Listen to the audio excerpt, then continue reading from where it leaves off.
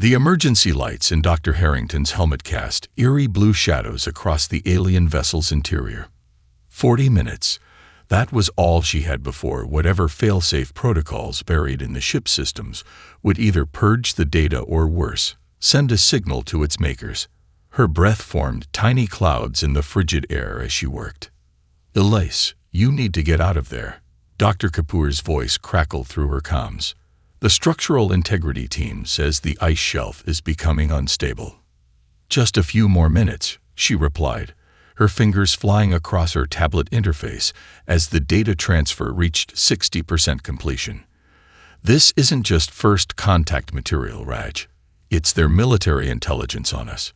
Do you understand what that means?" The silence on the other end told her that he did.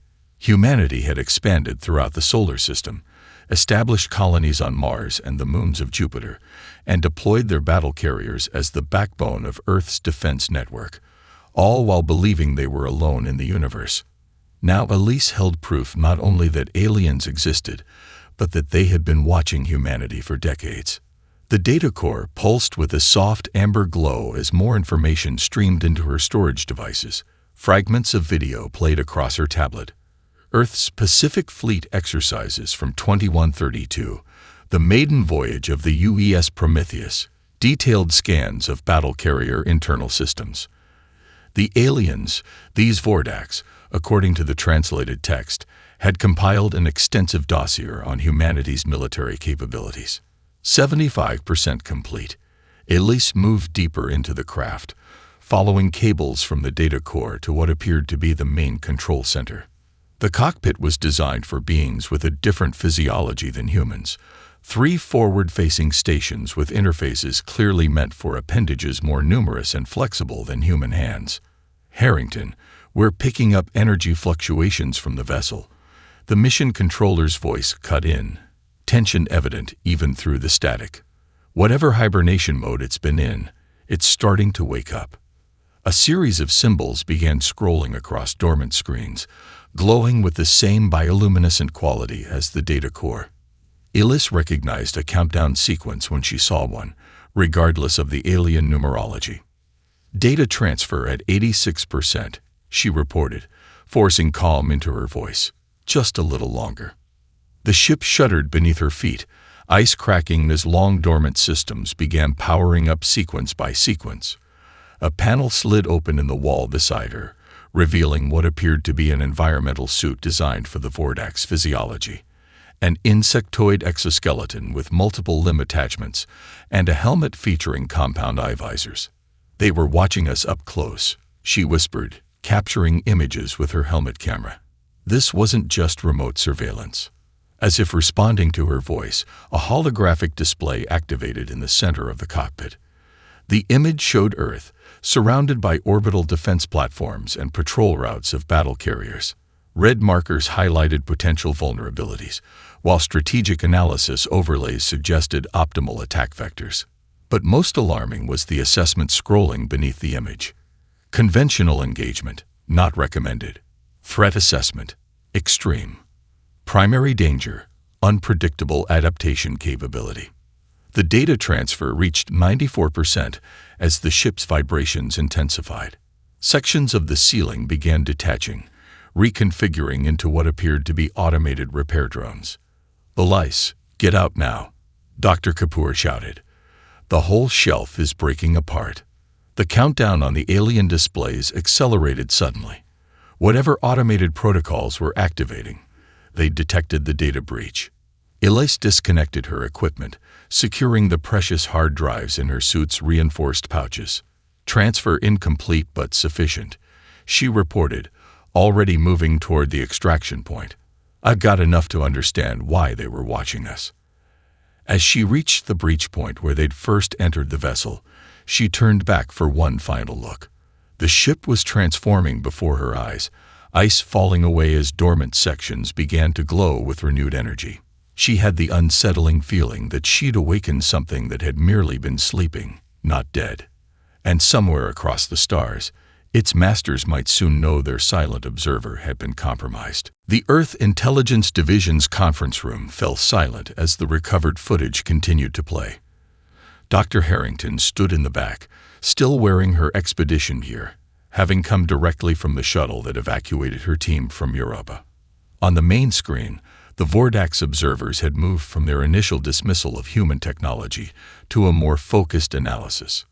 "Magnify Section 3 Alpha," ordered Admiral Chen, her eyes narrowing at the alien text scrolling beneath the images of the UES Prometheus.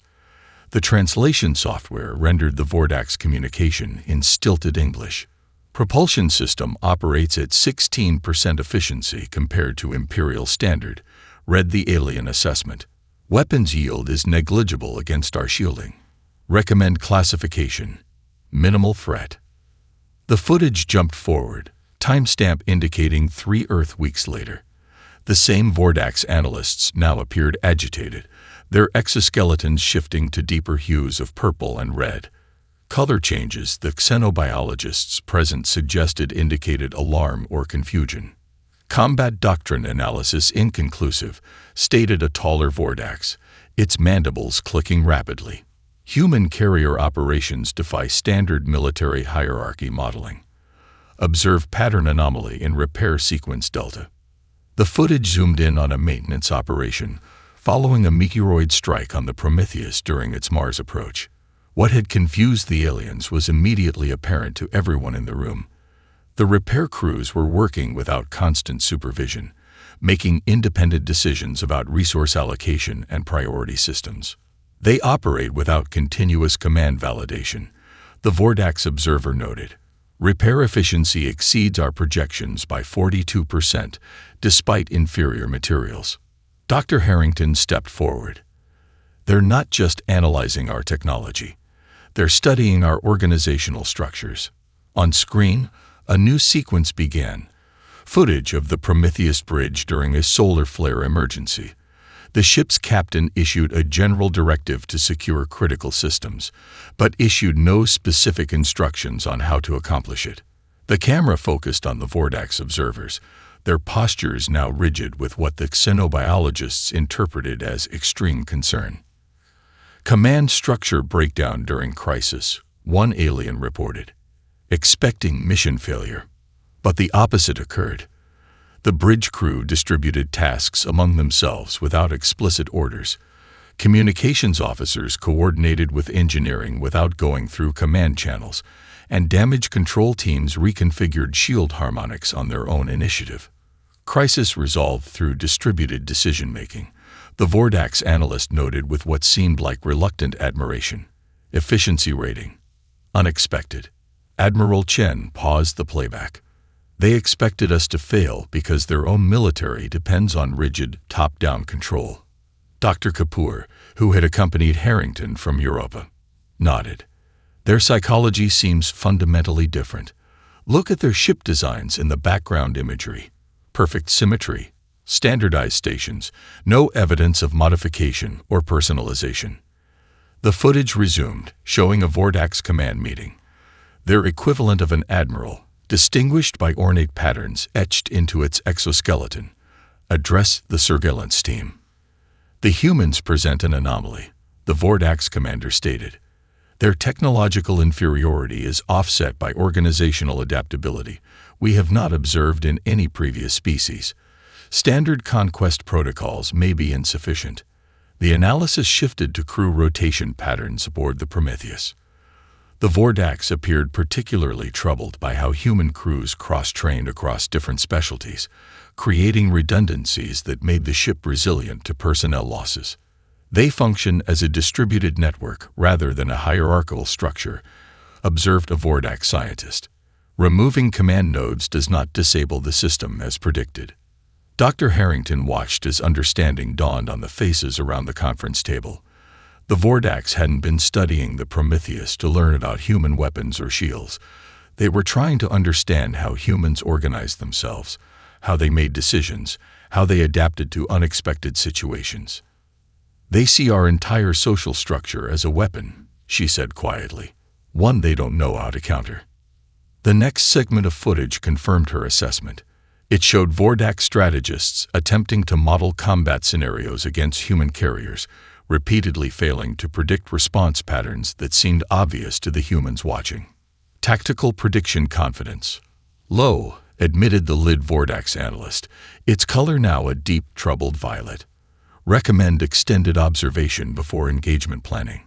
Admiral Chen motioned for the footage to continue. They thought they were discovering our weaknesses, she said. Instead, they found their own.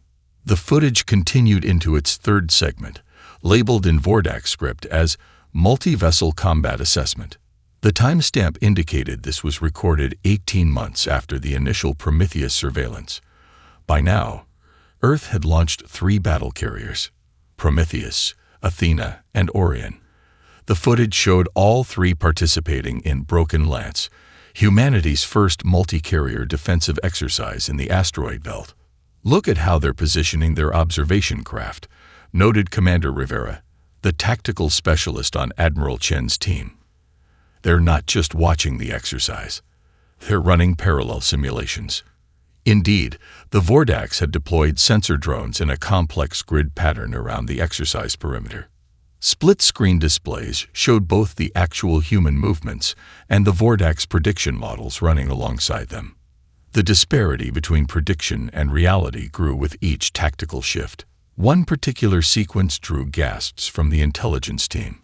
The exercise scenario had introduced a surprise element, a simulated attack on a civilian habitat module. Standard doctrine would have called for the nearest carrier, the Athena, to break formation and respond while the others maintained defensive positions. Predicting standard protection response, a Vordax analyst stated, primary vessel will divert to civilian defense while secondary vessels maintain formation. But that's not what happened.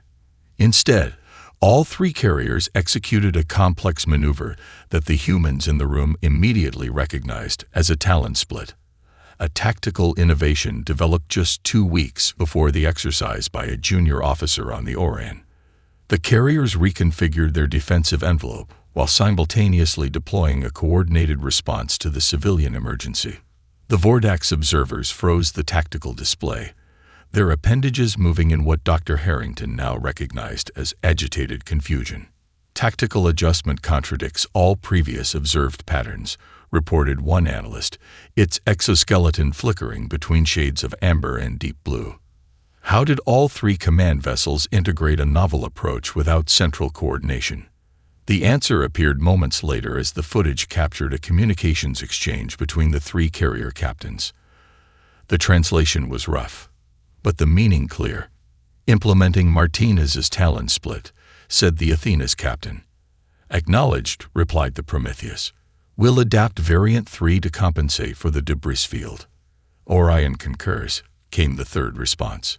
Lieutenant Martinez, coordinate the execution timing on Tactical Channel 4. The Vordax tactical officer's mandibles clattered rapidly. They are allowing a subordinate to coordinate a primary battle maneuver across multiple command vessels.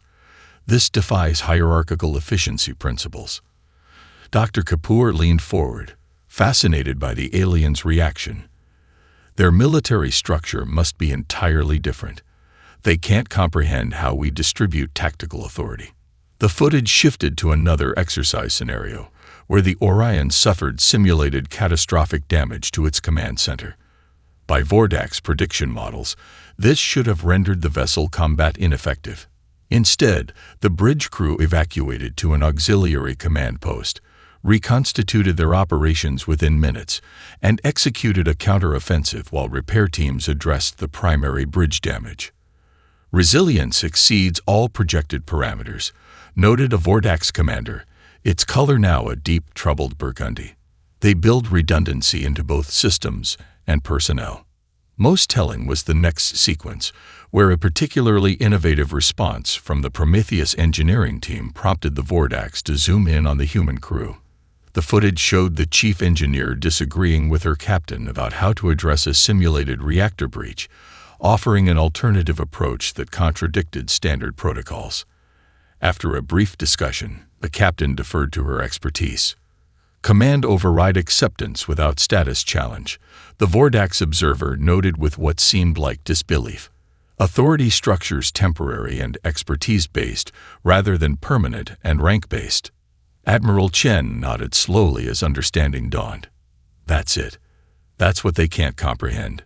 To them, military hierarchy is fixed and absolute. To us, it's fluid and adaptive. Their entire tactical doctrine assumes enemies will behave like they do, Dr. Harrington added. When we don't, their prediction models fail completely. As the footage continued, the Vordax analysis grew increasingly urgent. Their final assessment of the exercise appeared on screen. Human battle carriers represent unprecedented tactical unpredictability. Recommended approach, indirect engagement only. Direct confrontation tactical success probability. Indeterminate. Commander Rivera summed it up for everyone. They're not afraid of our weapons. They're afraid of our minds. The fourth segment of recovered footage began with a Vordax date stamp that Dr. Kapoor calculated spanned approximately 3 Earth years. This section had been meticulously compiled as a time-lapse study, showing the UES Prometheus entering and exiting Earth's orbital shipyards at regular intervals. They were documenting our refit cycles, Admiral Chen observed as the intelligence team studied the footage. The Vordax analysis included detailed scans of the Prometheus after each deployment, with highlighting that indicated modifications and upgrades. What began as minor adjustments to the carrier's systems gradually became more substantial alterations. Hull configurations shifted, weapon emplacements were relocated, and entire sections were reconfigured between deployments. Vessel structural consistency decreasing, noted a Vordax engineer, its appendages moving in what the xenobiologists now recognized as agitation. Modification frequency exceeds imperial standards by factor of 12.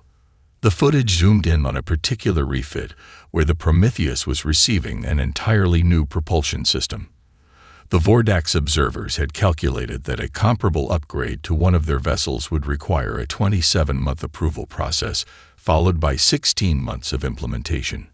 The humans had completed the entire process in under 4 months. Our upgrade cycle is tied to observed operational inefficiencies, explained the Vordax analyst. The humans appear to implement changes based on projected future needs, not just current deficiencies. Dr. Harrington leaned forward. They can't understand our approach to innovation. For them, change requires extensive approval through established channels. The footage shifted to a particularly concerning discovery for the Vordax, surveillance showing a maintenance technician on the Prometheus, suggesting a modification to the carrier's sensor array during a routine inspection. 6 weeks later, that same modification had been implemented fleet-wide. Authority gradient inverted, the Vordax commander noted with visible distress. Innovation source, maintenance drone. Admiral Chen couldn't help smiling. They called Chief Ramirez a maintenance drone. They have no concept of upward mobilization of ideas. The most alarming segment for the Vordax came next. Their surveillance had captured the recovery of an unidentified alien probe, not Vordax, but from another species, by the UES Athena near Saturn's rings. Scans showed the humans carefully disassembling the device, studying its components, and then implementing aspects of its technology into their own systems within months. Assimilation capability unprecedented, reported a senior Vordax scientist. Technology absorption rate exceeds all known species. The footage showed split-screen comparisons, the original alien technology and the human adaptation of it. While not a perfect replication, the humans had grasped the fundamental principles and repurposed them for their own needs with remarkable speed. This represents a significant strategic concern, the Vordax commander stated. Their technological inferiority is temporary if this adaptation rate continues. What followed was a series of simulations showing projected human development over the next 50 years, based on their observed rate of innovation and adaptation. The Vordax models predicted that humanity would achieve technological parity with their civilization within a single generation if left unchecked. Recommend immediate containment strategies, urged a Vordax strategic planner. Adaptation curve suggests exponential growth. But the most disturbing aspect for the Vordax was revealed in the next segment of footage. Their surveillance had captured an emergency situation aboard the Prometheus during an ion storm. The ship's primary systems had failed, forcing the crew to create an improvised solution using equipment never designed for such purpose. The Vordax observers watched in stunned silence as humans combined technologies in ways their own engineers would never have considered. They do not view system boundaries as fixed, noted a Vordax analyst. Any component can be repurposed based on immediate need. Commander Rivera nodded slowly. That's our greatest strength. We don't just adapt our ships between missions. We adapt them during crisis. The footage concluded with the Vordax High Command receiving a comprehensive assessment. Human adaptation velocity exceeds standard containment protocols. By the time a countermeasure is deployed, their carriers will have evolved beyond its parameters. That's why they fear us, Dr. Harrington said quietly. In a prolonged conflict, our rate of adaptation would eventually overcome any technological advantage they possess. Admiral Chen studied the alien assessment with narrowed eyes. They're right to be concerned. We don't just build ships, we continuously reinvent them. The fifth segment of the Vordax surveillance footage shifted focus dramatically. Rather than studying the carrier's technical specifications or tactical maneuvers, the aliens had begun intensive observation of the human crews themselves.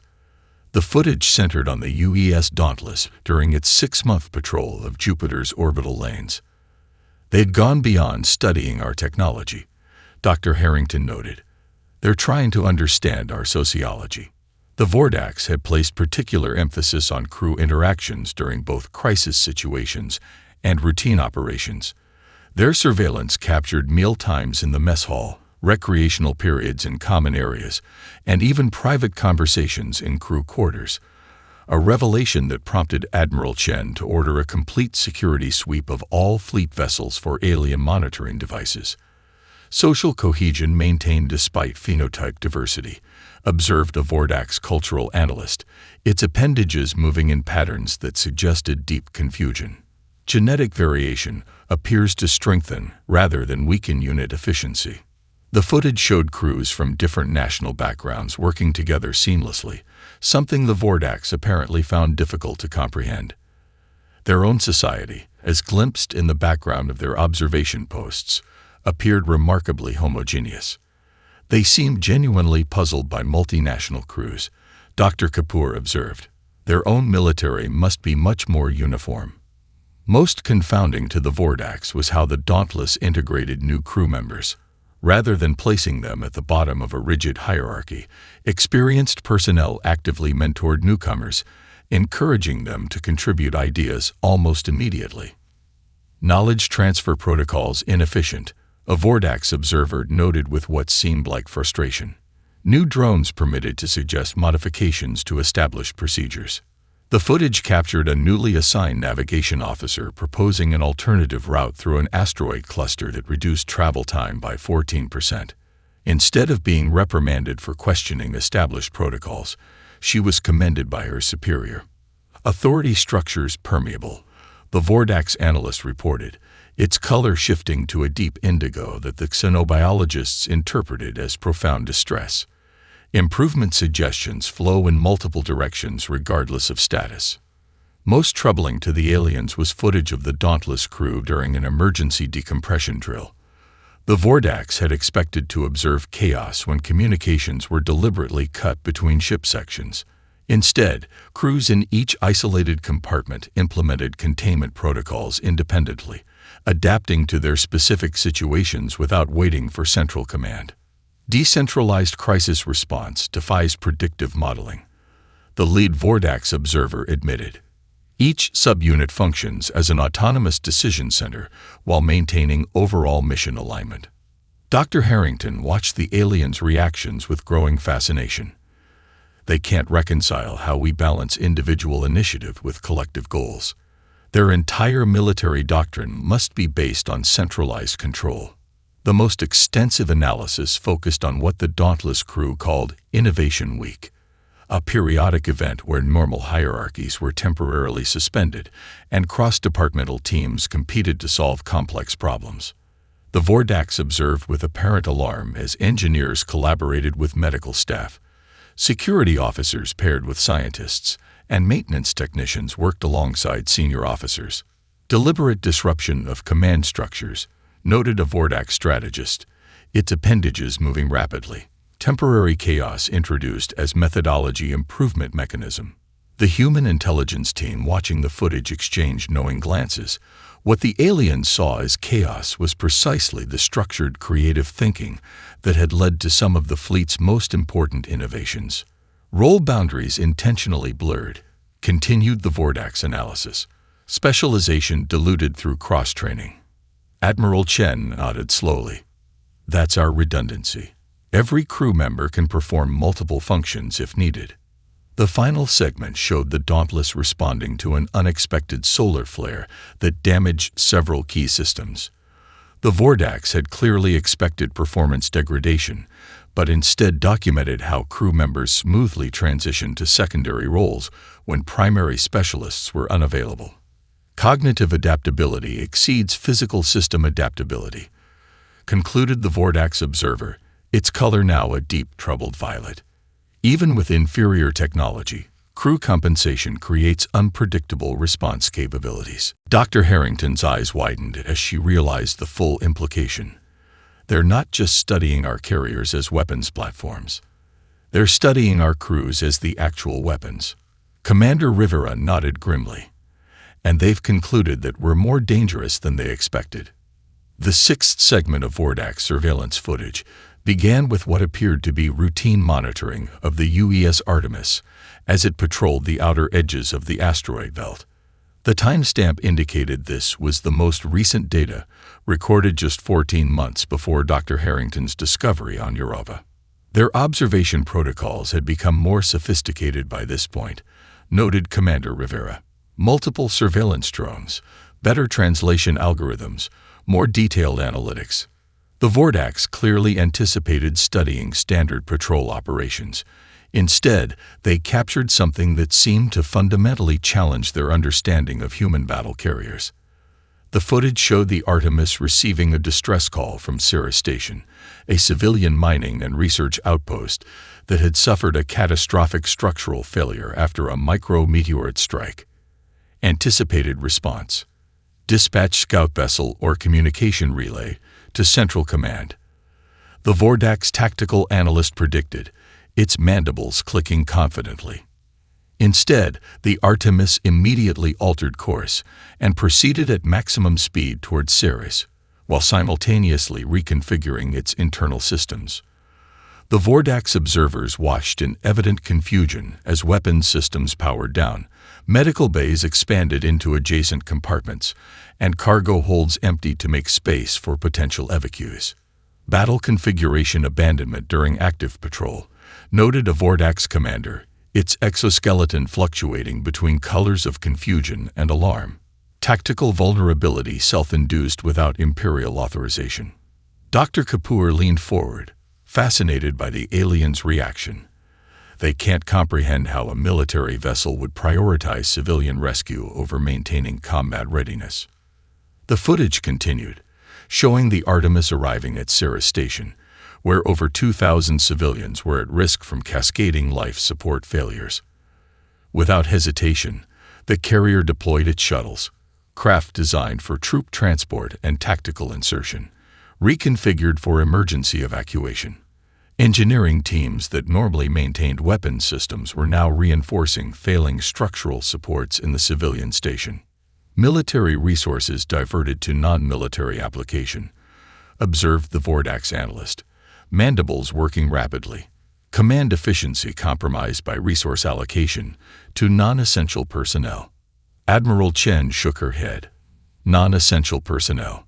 That's how they categorize civilians. Most incomprehensible to the Vordax was footage showing the Artemis captain personally leading a dangerous rescue mission into a collapsed section of Ceres, where 27 miners were trapped. According to Vordax tactical assessments displayed alongside the footage, placing a command-level officer at risk for non-strategic objectives represented procedural failure at highest level. They genuinely can't understand why a captain would risk himself for civilians, Dr. Harrington said quietly. The surveillance drones captured remarkable scenes of adaptation as the Artemis transformed from a military vessel into a disaster response center. Drone bays became emergency medical units, targeting systems were repurposed to map structural weaknesses, and the carrier's vast computational resources were dedicated to calculating support placement to prevent further collapses. Function adaptation exceeds design parameters, reported a Vordax engineer, its color now a deep, troubled amber. Vessel capabilities extend beyond documented specifications. What followed was a series of Vordax simulations attempting to predict how their own equivalent vessels would perform in similar scenarios. The results apparently disturbed them greatly. Their specialized ship designs, dedicated either to combat, medical support, or engineering functions, would have required a coordinated fleet response taking days to implement. The Artemis had accomplished everything with a single vessel in hours. Tactical flexibility represents strategic advantage not previously cataloged, concluded the Vordax commander. Battle carriers serve multiple functions without efficiency loss. Most telling was the Vordax assessment of how this capability affected potential conflict scenarios. Their simulations showed that human carriers could rapidly shift between combat and humanitarian operations, making it impossible to predict resource allocation in advance. Response patterns cannot be anticipated using standard tactical models. The lead analyst admitted, the humans do not maintain fixed functional distinctions between vessel types. Dr. Harrington nodded slowly. That's what truly frightens them. Our carriers aren't just weapons platforms. They're adaptable systems that can become whatever we need them to be. Admiral Chen studied the final Vordax assessment with growing understanding. They've realized that engaging a human battle carrier means facing not just a warship, but a vessel that can transform itself based on circumstances. No wonder they find us unpredictable. The footage concluded with a Vordax strategic recommendation. Human battle carriers must be classified as multifunctional systems, not merely combat vessels. Tactical countermeasures must account for functional transformation capacity. Commander Rivera summed it up for everyone. They finally understood. Our greatest weapon isn't our technology, but our ability to redefine what our technology can do. The seventh segment of the recovered footage revealed a level of Vordax deliberation that had not been seen in previous sections. The setting was clearly a high-level strategic conference aboard what the intelligence team identified as the Imperial Dominance, the flagship of the Vordax fleet. The chamber's architecture featured sweeping, symmetrical arches and luminescent panels that cast an eerie blue glow over the assembled commanders. This is their equivalent of the Joint Chiefs, Admiral Chen observed. We're seeing their highest military authority discussing humanity. The Imperial First Strategist, distinguished by elaborate platinum markings on its exoskeleton, stood at the center of a circular holographic display showing detailed models of human battle carriers alongside Vordax warships of comparable size. The relative technical specifications were displayed in parallel columns, with Vordax systems consistently showing superior metrics. By all conventional analysis parameters, human vessels should present minimal tactical challenge. The strategist began, its mandibles moving in the deliberate pattern that indicated formal address. Their propulsion efficiency is 63% of Imperial standard. Their weapons yield is categorized as moderate. Their shielding technology is at least 2 generations behind our current deployments. Murmurs of agreement rippled through the assembled commanders, their exoskeletons shifting in harmonized patterns of blue and green, colors the xenobiologists now identified as indicating confidence or certainty. However, continued the strategist, its color suddenly darkening to a deep violet, conventional analysis parameters have proven insufficient when applied to human battle carriers. The holographic display shifted to show tactical simulations of engagement scenarios between Vordax vessels and human carriers. In simulation after simulation, despite initial Vordax advantages, the outcomes became increasingly unpredictable as battle duration extended. Standard engagement protocols assume opponent response patterns will follow established military doctrine, explained the strategist. Human carriers violate this fundamental assumption through three primary mechanisms. The display highlighted footage from previous observations, categorizing human behavior into distinct tactical anomalies. First, organizational adaptability. Their command structures reconfigure based on situational demands rather than fixed hierarchical protocols. Second, technological repurposing. Systems designed for specific functions are regularly modified for alternative applications without extensive re-engineering. Third, decision distribution. Tactical authority flows across command levels rather than exclusively downward from central authority. Dr. Harrington watched with fascination as the Vordak's military elite struggled to process these concepts. Their rigid exoskeletons seemed to physically embody their inflexible thinking. They literally couldn't bend their minds around human flexibility. Most concerning, the strategist continued, is our tactical prediction models show deteriorating accuracy as engagement duration increases. The longer we would hypothetically fight the humans, the less able we become to anticipate their responses. One commander, bearing distinctive red markings, raised an appendage in formal objection.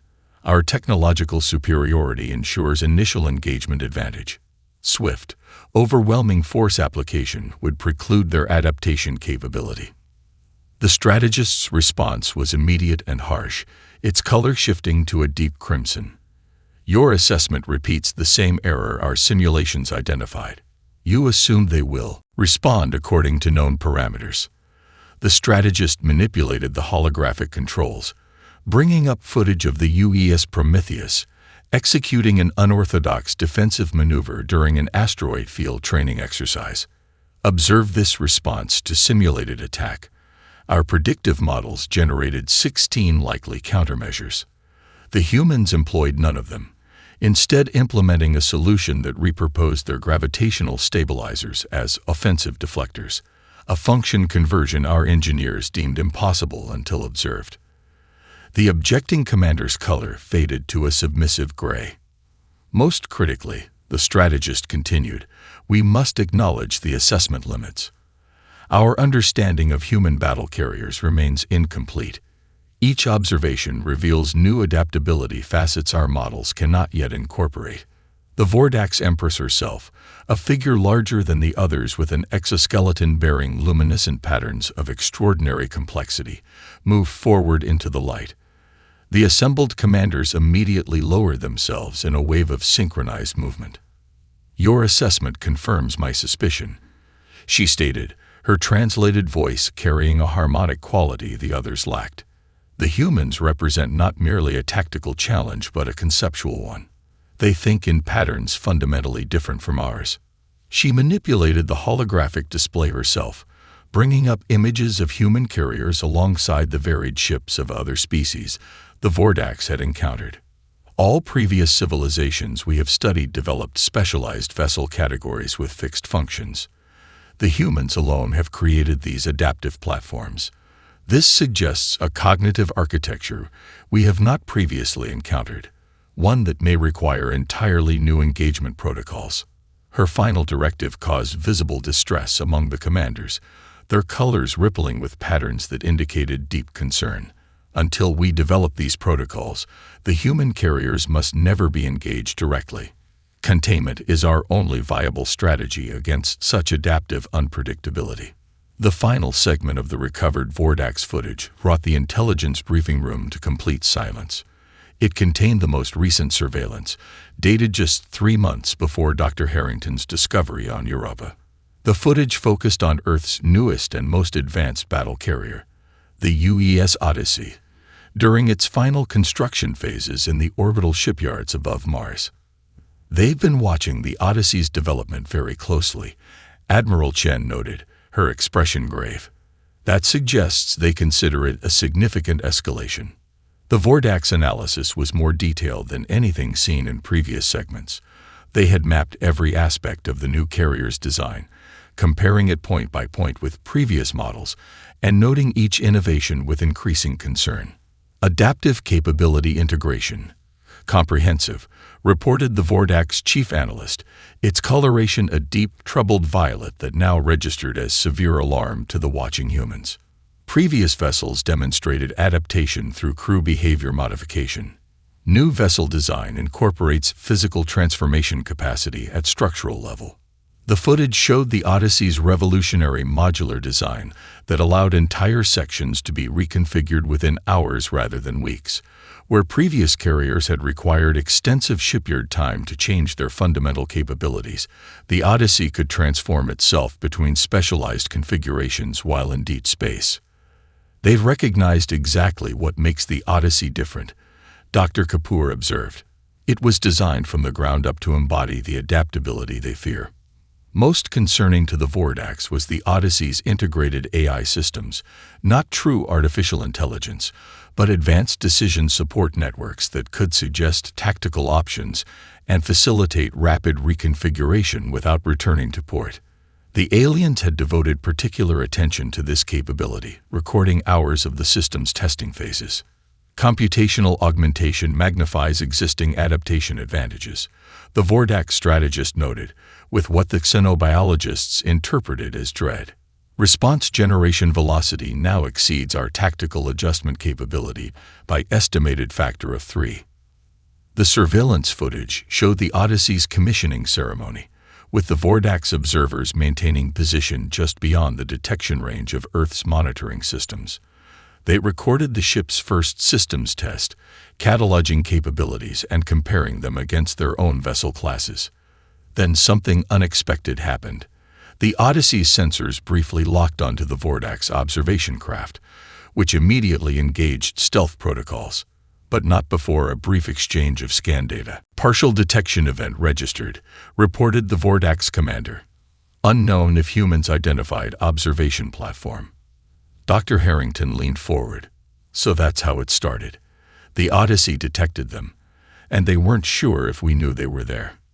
The final section of footage showed a Vordak's Imperial Council meeting, where the decision was made to withdraw all observation platforms from the solar system and establish a quarantine zone around human space. The humans have demonstrated consistent pattern of exceeding our predictive models, stated the Imperial First Strategist. The Odyssey represents the embodiment of all qualities our analysis has identified as strategic concerns. It is designed not merely to adapt, but to evolve. The Vordak's Empress herself issued the final directive. Establish exclusion perimeter at minimum safe distance from human detection range. All Imperial vessels are forbidden from initiating contact. Classification: monitor only. Engage under no circumstances. As the footage ended, Admiral Chen sat back in her chair, her expression thoughtful. So that's it. They fear our carriers because they embody everything they don't understand about us. Our adaptability, our distributed decision-making, our technological flexibility. And now we know they're out there, Commander Rivera added. The question is, what do we do with this information? Dr. Harrington had been quiet, studying the final frames of the Vordak's Imperial Council. There's something else here, she said slowly. Look at their body language, or whatever the equivalent is for them. The Empress wasn't just cautious. She was curious. Admiral Chen nodded slowly, coming to a decision. We have an opportunity here. They've been watching us, learning about us. Perhaps it's time we introduced ourselves properly. She turned to her communications officer. Prepare a message for the Joint Chiefs. I'm recommending we outfit the Odyssey for a special mission. If the Vordaks are monitoring the edges of our system, let's go meet them, not with weapons armed, but with a proper introduction. Dr. Kapoor looked surprised. You want to make first contact with a species that's been spying on us. Admiral Chen smiled. They've spent years studying our adaptability, our creativity, our ability to transform challenges into opportunities. I think it's time we showed them another human quality they might not have observed yet. What's that? Asked Commander Rivera. Diplomacy, the Admiral replied. If there's one thing our carriers have proven, it's that they can be transformed for any mission, including peace.